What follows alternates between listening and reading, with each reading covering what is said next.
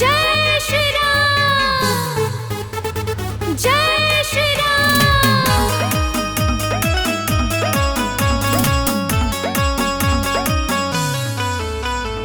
राम जी की सेना लहरत चले, राम जी की सेना लहरत चले। पलामू जिला बघवा लहरे झंडा भगवा।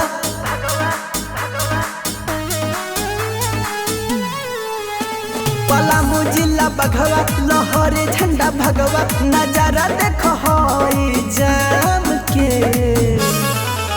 ई जमाना बा दीवाना श्री राम के। ये जमाना बा दीवाना श्री राम के। ये जमाना बा दीवाना श्री राम के। जय जय श्री राम, जय जय श्री राम। प्रेम से बोलो जय जय श्री राम।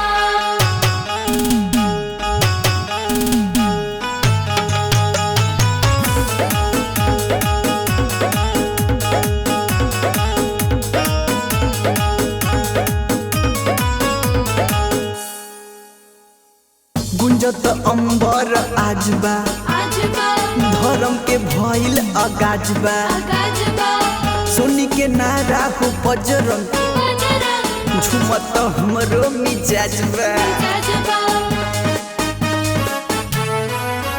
अब तो देखिए के सब हो विरोधी खबर है। हनुमान जी के झंडा गली गली लहरे।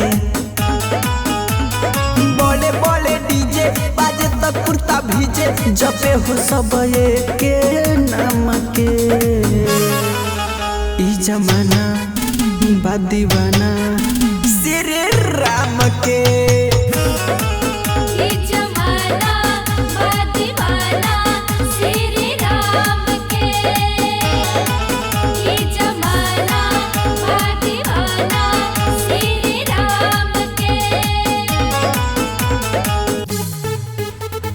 जय श्री राम, जय श्री राम।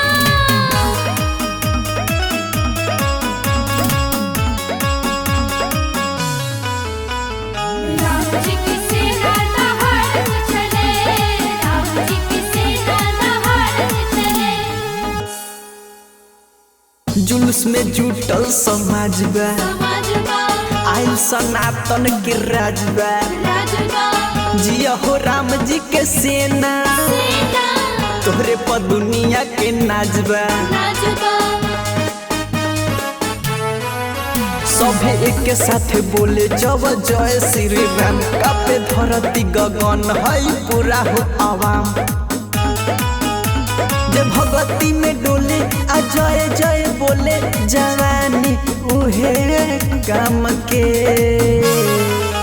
ई जमाना बा दीवाना